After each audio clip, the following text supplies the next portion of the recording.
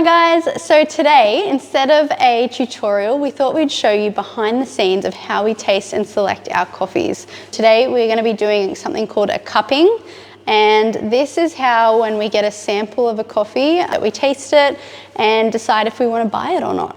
Just finished up grinding them. We've ground them really coarse, so a little bit coarser than what you would a filter coffee. Yeah, so basically there's no filter, so it's going to sit and steep, so it needs to be really coarse for this one. These over with the other ones. We've got a few already brewing here. Add these in with a bunch. Got a few of our favourite importers on the table today. I'm really excited to taste some of these coffees. Hopefully some of them will go in our subscription coming up. All right, next step is I'm going to get my timer going for the next brew. Cool, and we're just going to start filling. Really simple, just start nice and high, and we want all of those grounds to get submerged and let them rise to the top. They're essentially going to create like a little bit of a crust on the top, and we're going to wait a few minutes and let it steep, and then we will remove that so we can taste it in a minute. So today we're actually cupping for some more single origins. We're hoping to get some good ones, especially for our subscription. We want something new and exciting. I always love the wild ones, but we're going to choose a few of both. We've got a couple of washed coffees on the table and a few natural and a carbonic maceration as well today. Winston's chasing a fly. Where's the fly? Where's the fly? Don't jump on the table though, you'll break the coffees. Where's the fly? Huh? While you're redoing the kettle, can you explain a little bit about your mild and wild categories? Yeah, absolutely. So, we run the two categories, which I know is a little bit unusual. It's not how most people run their single origin rotation. Our mild one is usually a washed coffee, sometimes a honey process.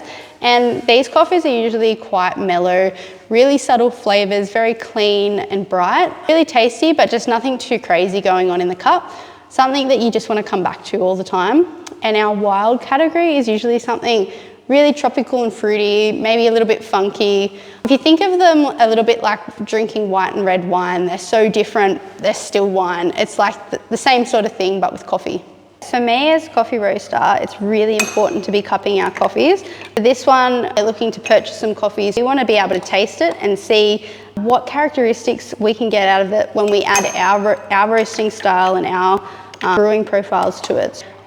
This is a really easy way to be able to taste our coffees and see what we can get from them. In terms of production cuppings, we do the exact same process to see if there's any flavors or characteristics that we want to accentuate or bring out, and if there's any changes we want to make. All right, I'm actually going to drag my husband out from behind the camera and introduce you. This is Caleb. I'm sure you've all met before. Caleb is going to demonstrate how we slurp. Essentially, when we're cupping, we use a spoon and we slurp the coffee up so that it hits the back of our palate really nice and evenly.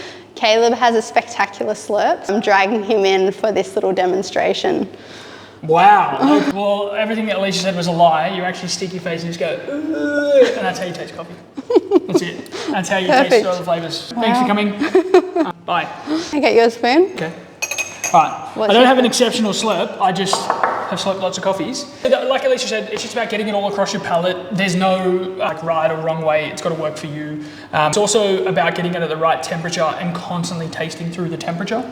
So one of the things that we've always worked on together, and one of the things that I got through my career was like, the more you taste a coffee as it cools on a cupping table, tells you more about it. Tells you maybe how it's going to age, tells you maybe some like flaws in it, or things that you would want to accentuate or avoid, or just different things that you're going to want to be evaluating as you're kind of going through the coffee. So don't just sip it once and be like, boom, that's great, see you later. Work on it, come back to it, come back to it, come back to it. So yeah, we'll jump in. You just want to get a little bit under the spoon, so just breaking the surface. If you go too deep, there's grounds at the bottom, and you'll end up with like a big toothy grin of coffee grinds, which is pretty gross.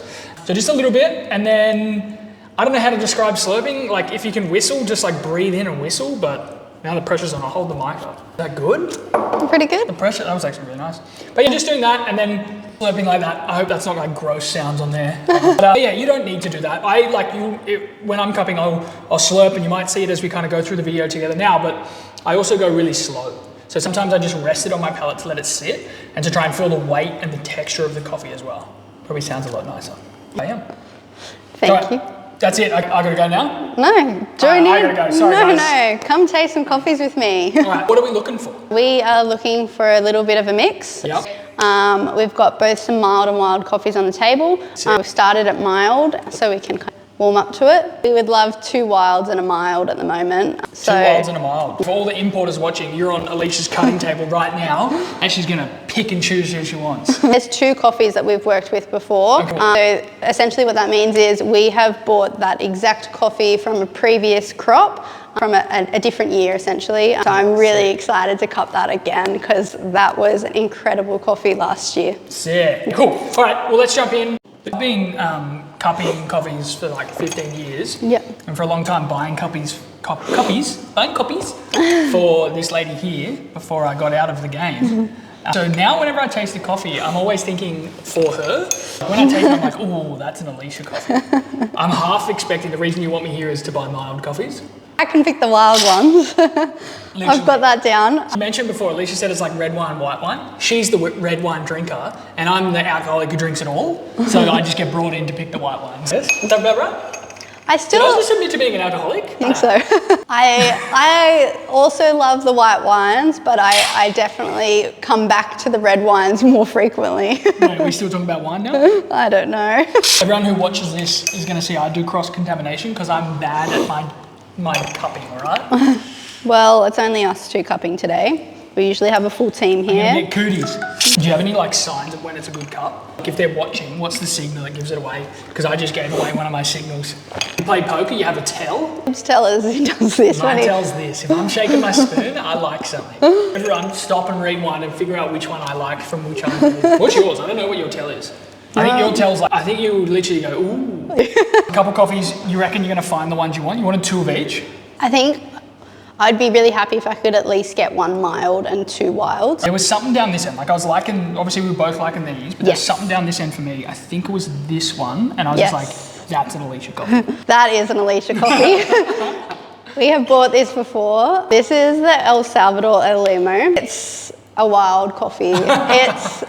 Blueberries. It's blueberries. It's really blue. Like all the tasting notes for me are, it's like blueberries, bubblegum. It's delicious. Like really, really fruity, really funky. It's great. It's an Elisha coffee. That's all you have to say. So we'll add that back into the mix. I think it would be really great if we can get this coffee in time to do it for the next subscription in October. Would that be this video? That will be this video. Ooh, so yeah, this one. If I can roast this bad boy. If I can get my stuff together quick enough, we'll get this one out. Oh, all right. That's exciting. That's really exciting. Live action. Okay, so that's you're rocking that. That was an easy sell. You've worked with them before. You like that coffee? Yeah, they're awesome. Man.